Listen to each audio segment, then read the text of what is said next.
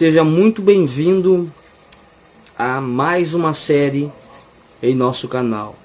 Inscreva-se no canal, deixe o like no vídeo, interaja conosco nos comentários, visite a nossa página no Facebook. Tem um link na descrição do vídeo. Que Deus possa falar ao seu coração.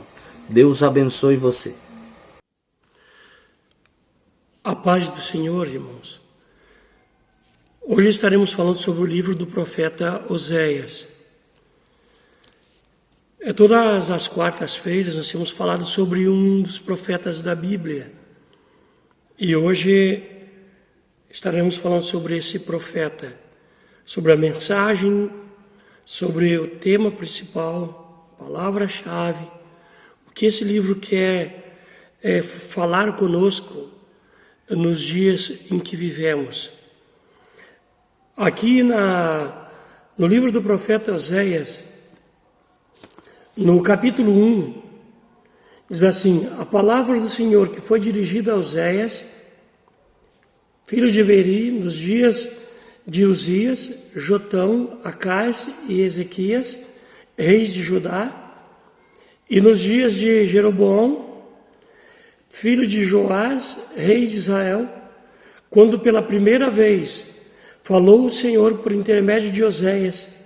Então o Senhor lhe disse: vai, toma uma mulher de prostituições e terás filhos de prostituição, porque a terra se prostituiu, desviando-se do Senhor.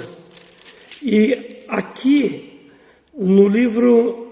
nesse mesmo livro do profeta Oséias, no capítulo 6, no capítulo 5, versículo 15, e do versículo 6, aqui em diante diz assim: irei e voltarei para o meu lugar, até que se reconheçam culpados e busquem a minha face.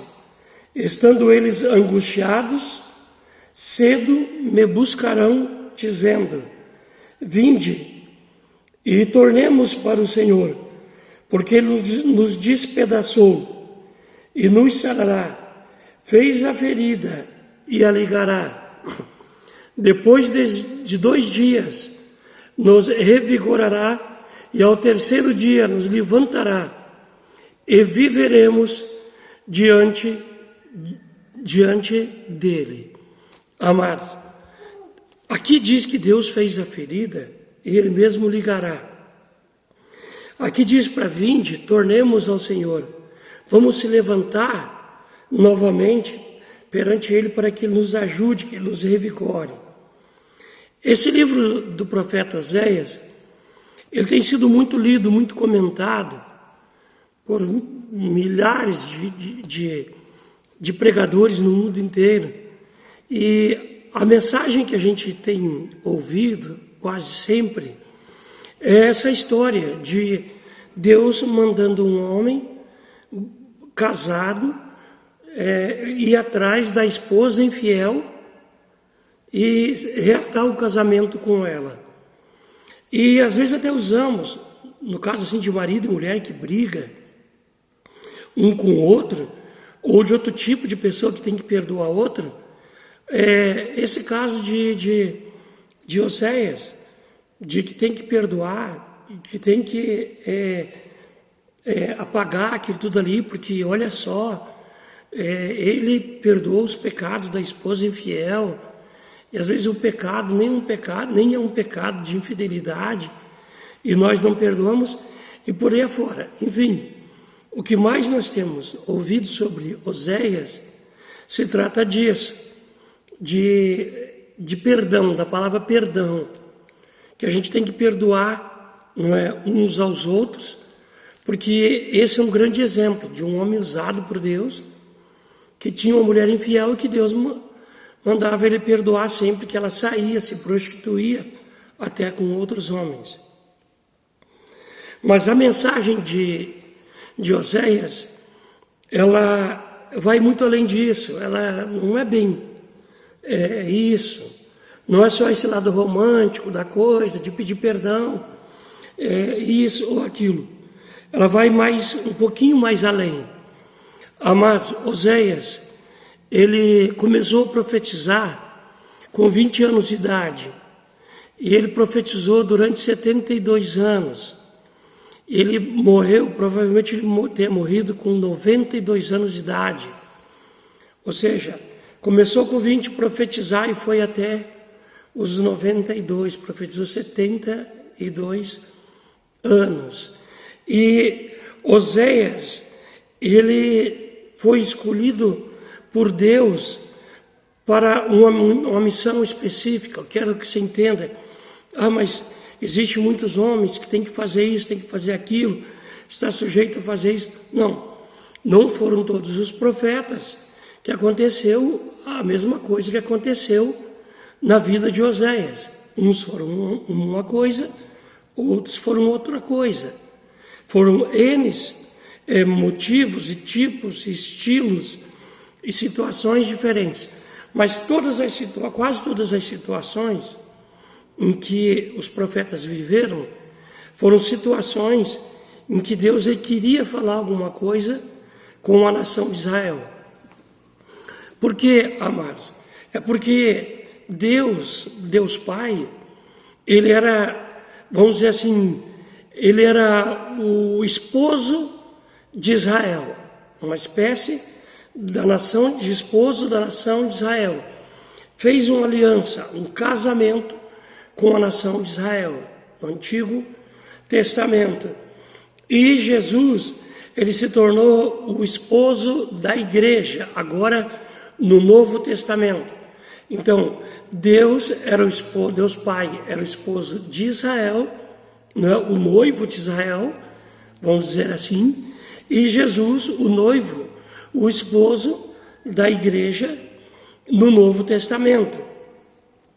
E o curioso é quando a gente lê essa coisa toda de Deus mandando Oséias perdoar a noiva e ir atrás da noiva. Queridos, não era uma coisa boa que estava acontecendo ali. Mas olha, Deus mandou perdoar, mandou ir atrás, mandou buscar, e você tem que perdoar e fazer isso. Não era uma coisa muito agradável, uma coisa romântica, uma coisa boa. Era uma coisa terrível que estava acontecendo, como está acontecendo nos dias de hoje, uma coisa terrível. E trazendo essa mensagem para a igreja nos dias de hoje, é uma coisa assim que deixa a gente atordoado, horrorizado com o que Deus falou naqueles tempos e o que Deus ele quer falar nos dias de hoje.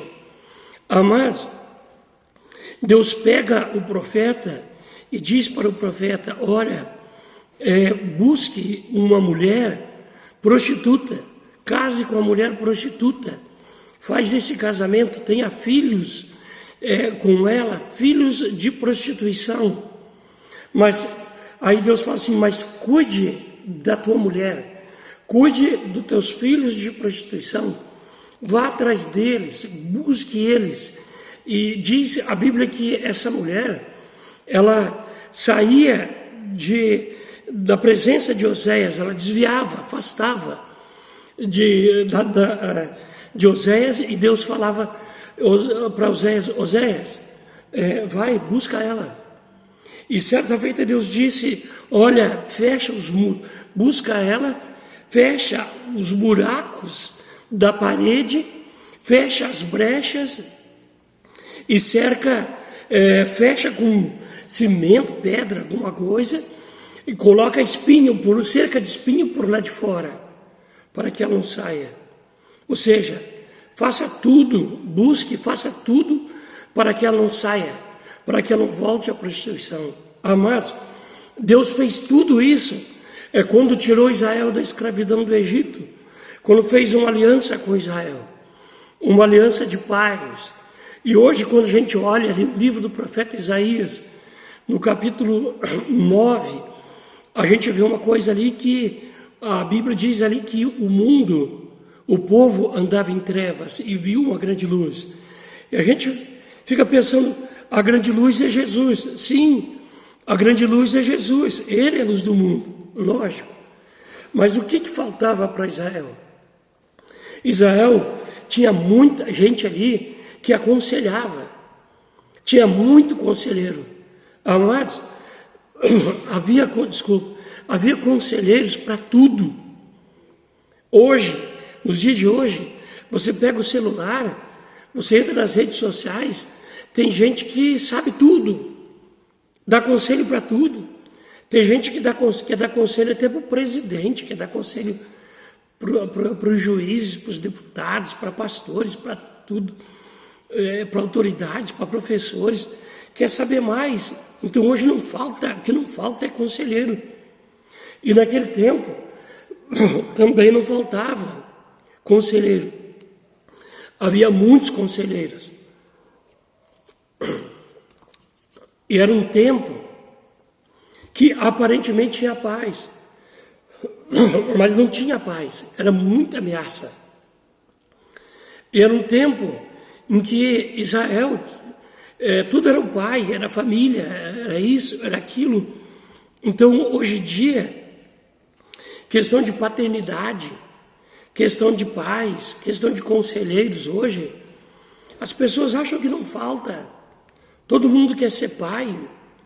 Vai lá, tem um relacionamento, engravida uma menina, põe um filho no mundo. Ah, o pai vai dar pensão, quem é o pai? Vamos ver o pai, vai reconhecer. E a gente continua vendo aí os pai matando filho, filho matando mãe, matando pai, acontecendo tudo. Aí Deus fala que essa luz que viria para o povo que andava em trevas, seria um menino que ia nascer e que ia trazer ao mundo em trevas. Ele era a luz do mundo, é a luz do mundo, Jesus. Mas ele ia trazer para o mundo que achava que tinha muito conselheiro, para o mundo que achava que tinha muita paz, para o mundo que achava que tinha paternidade, faltava conselheiro, faltava paz. E no meio de tudo isso, a Bíblia diz que o mundo andava em trevas. Então hoje, com toda a gama de informação que nós temos, de redes sociais, de tanta coisa, de um dilúvio de informações, de imprensa livre, falando o que quer, como quer, da hora que quer, e gente combate a imprensa combate aquele. Então, diante de tudo isso que nós temos hoje, os celulares, as informações, um dilúvio de conselheiros, todo mundo sabe de tudo, ensina tudo, conhece tudo, quer instruir, quer falar. A gente vê que diante de uma epidemia, o ser humano não pode fazer nada. Por quê? Está em pecado, está em trevas. O Brasil, o mundo, as nações estão em trevas. E aqui o profeta Oséias, quando Deus fala assim para ele: olha, Oséias, eu quero que você busque a tua mulher de volta. Eu quero que você perdoe a tua mulher. Amados, a prostituição da mulher de Oséias simbolizava a prostituição espiritual de Israel. Israel estava se prostituindo com idolatria, com feitiçaria, com deuses estranhos.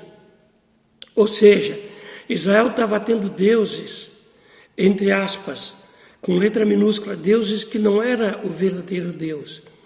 E esse verdadeiro Deus que tinha feito uma aliança com Israel, ele se sentia atraído, e ele tem uma necessidade de buscar aquele que está perdido, aquele que está afastado. Então, Oséias aqui, ele entra na Bíblia aqui de duas maneiras. Ele entra simbolizando o esposo, esse esposo que foi traído entra simbolizando o Senhor de Israel, ou seja, aquele que teria que buscar a mulher prostituta, ou seja, o Israel perdido. Então, Israel aqui, ele funciona como o senhor daquela mulher adúltera, como o esposo da mulher adúltera, mas Oséias também, ele simboliza o Deus, o esposo do Velho Testamento, sim, com Israel, mas também o esposo do Novo Testamento, Jesus, com uma igreja. Amados, a igreja, havia uma parte de Israel que não precisava Oséias ir atrás. Quando a gente lê, a gente pensa que era toda a nação de Israel, que eram todos, não amados. Havia um pequeno grupo em Israel, um grupo que simbolizava a noiva, que estava sendo cuidada pelo Senhor. Então, a igreja, quando ela está sendo cuidada pelo Senhor, aqueles crentes que estão alicerçados, que estão ali cultuando na igreja, não é? Não que não mereça cuidado, merece cuidado sim, mas eles são as 99 ovelhas. Eles estão aos cuidados do Senhor. Eles estão nos braços do noivo, aos cuidados do esposo. Eles não precisam, eles não se prostituíram. Eles são fiéis ali naquele casamento, naquele relacionamento com Deus. Mas essa parte de Israel que se prostituiu com o mundo, com uma idolatria, feitiçaria, funcionava como essa mulher adúltera. E Deus disse, olha, é preciso que esse lado, é preciso que essa parte da mulher adúltera, ela seja buscada, essa multidão. E no Novo Testamento, o que nós entendemos? Amados, Israel, ao mesmo tempo, Oséias, ao mesmo tempo em que ele era o Senhor, simbolizava o Senhor daquela esposa adúltera, em pecado, Israel, e ao mesmo tempo ele era a igreja. Por quê? Porque a igreja é a igreja que vai atrás da igreja perdida. É a igreja salva, que sai para fora das quatro paredes e vai até atrás de 3 igrejas desviadas para cada uma igreja atuante. É a realidade, é a estatística. Então, amados, se a gente não entender que o Senhor é o Senhor da igreja, é o cabeça da igreja, a igreja precisa de pastores, precisa de um pastor para estar aqui, para acompanhar as ovelhas, até aí uns 100, 200 membros, a estatística. Mas a igreja verdadeira de Cristo, amados, ela tem que ser o Oséias do Antigo Testamento, nos dias de hoje. Ela faz parte, ela é a esposa que está junto com Deus, não é? Então, mas ela é a esposa sarada, curada, que vai atrás da esposa doente. Ela é como os irmãos curados, sarados, não é? Esse tipo de esposa sadia que vão ao lado da noiva prostituta. A Bíblia não estava falando ali que toda a noiva de Deus, toda a esposa de Deus, em toda a face da terra, inclusive ali em Israel, no mundo nos dias de hoje, ela é uma adúltera, ela é uma prostituta, mas estava dizendo que hoje nós temos a obrigação de ir atrás da noiva que se prostitui, ou seja, aqueles são desviados dos caminhos do Senhor, estão perdidos, sem Deus, sem salvação, se afastaram da igreja, abandonaram Jesus, largaram o noivo. Essa é uma esposa adúltera nos dias de hoje. É uma esposa que largou Deus, largou tudo, abandonou o esposo. E hoje nós, como igreja, nós somos como Oséias. Nós temos que ir atrás dessa igreja. Então hoje, Oséias, nos dias de hoje, às vezes não quer dizer que a esposa, as nossas esposas são adúlteras, não é isso não. Mas é a gente ir atrás da nossa esposa espiritual, adúltera espiritualmente, que está perdida, sem Deus e sem salvação, morrendo sem salvação. Então nós temos que ser uma espécie de esposa, porque nós fazemos parte desse corpo de Cristo, não é? Estamos inseridos no corpo de Cristo, não é, para ensinar, né, para mostrar a palavra, para ajudar, para encaminhar, mas nós temos que, como igreja sarada, como eu falei, e a igreja sarada era Oséias, vamos dizer assim, Oséias era a igreja sarada, Oséias era o homem sarado, Oséias fazia parte da igreja de Deus, Oséias fazia parte daquela noiva do pai no Velho Testamento, como eu falei. Oséias fazia parte do povo de Israel, desse povo que ele estava pregando para voltar para Jesus, tinha que pregar para voltar para Jesus. Então, a esposa doente, a esposa prostituta, a esposa com o problema que fosse, Deus usava aquilo ali como uma linguagem para que eles entendessem a situação espiritual deles, o lado doente deles. E a doença de Israel era a infidelidade, era a prostituição espiritual. E Deus estava usando Oséias para dizer para os sarados de Israel ir atrás dos doentes de Israel. Amados, Deus não tem um plano com a igreja, para a igreja ficar morna só junto com a igreja, só um ritual. Não, amados, eu não entendo evangelho assim. Evangelho é boas novas de salvação. Evangelho é eclésia, é igreja. E igreja é um corpo sem dimensão, não tem maior nem menor, nem mais rico, nem mais pobre. O corpo de Cristo ele tem um tamanho e uma forma diferente de denominação. Então, igreja somos nós, é eu e você, somos nós indo para fora, senão não é igreja. Estamos num propósito, vamos entrar num propósito de cada um de nós.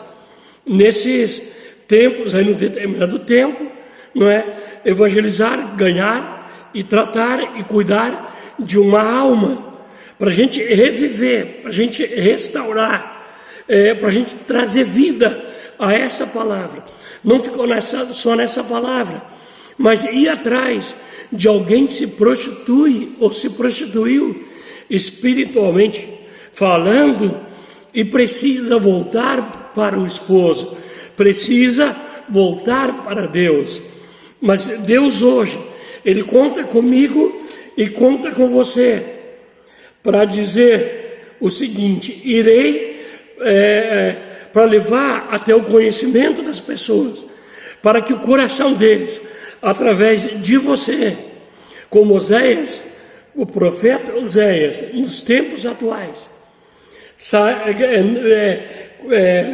deixar a igreja tratada, para o Senhor continuar usando os seus vasos, dando dons para os outros crescerem, multiplicarem, mas ir atrás do pecador, ir atrás do afastado, para que o afastado ele entenda que o que está acontecendo no mundo nos dias de hoje é Deus falando com ele, é Deus falando com o povo, e para que ele possa dizer o seguinte: irei e voltarei para o meu lugar, até que se reconheçam culpados e se busquem a minha face, estando eles angustiados, cedo me buscarão dizendo: vinde, tornemos para o Senhor, porque Ele nos despedaçou e nos sarará, fez a ferida e a ligará.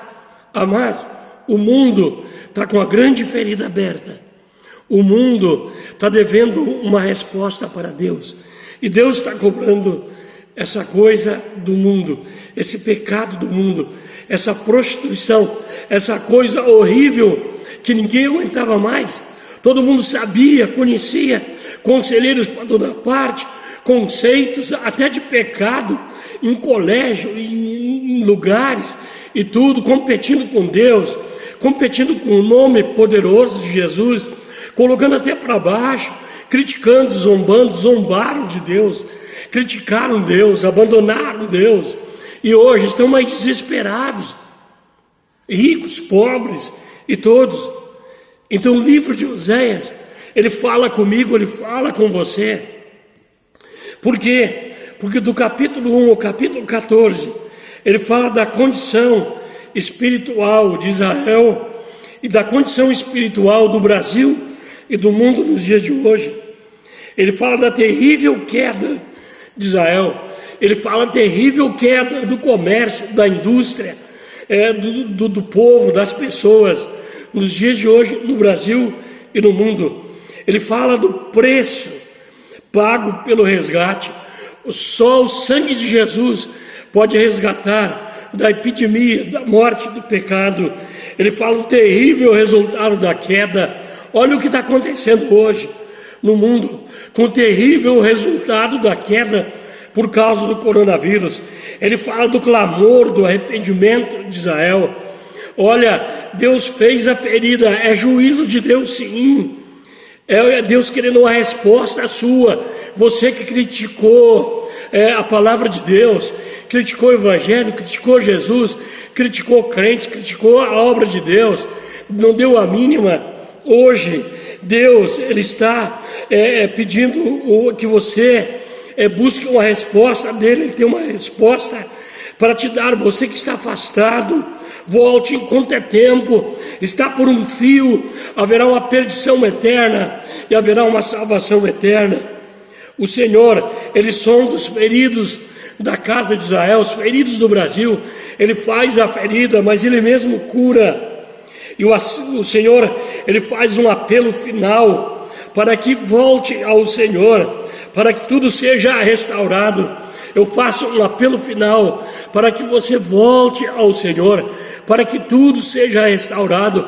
Faço um apelo para a igreja: saia das quatro paredes, pare de se preocupar com os irmãos da igreja, por favor, com aquele, volte-se para o mundo, tenha misericórdia do pecador, tenha misericórdia da prostituição espiritual, da miséria espiritual. Não fique alheio, não seja ingrato com esse povo, que eles se convertam ao Todo-Poderoso. Vamos pregar o Evangelho a tempo, a fora de tempo, e dizer: é tempo de voltar ao Senhor, é tempo de deixar a igreja sarada ao cuidado ali do seu líder, da sua igreja, aos cuidados do Senhor, do Todo-Poderoso. Ele mesmo disse: os sãos não precisam de médico, ou seja, estão sarados porque eu curo, eu cuido, mas os enfermos precisam de médico.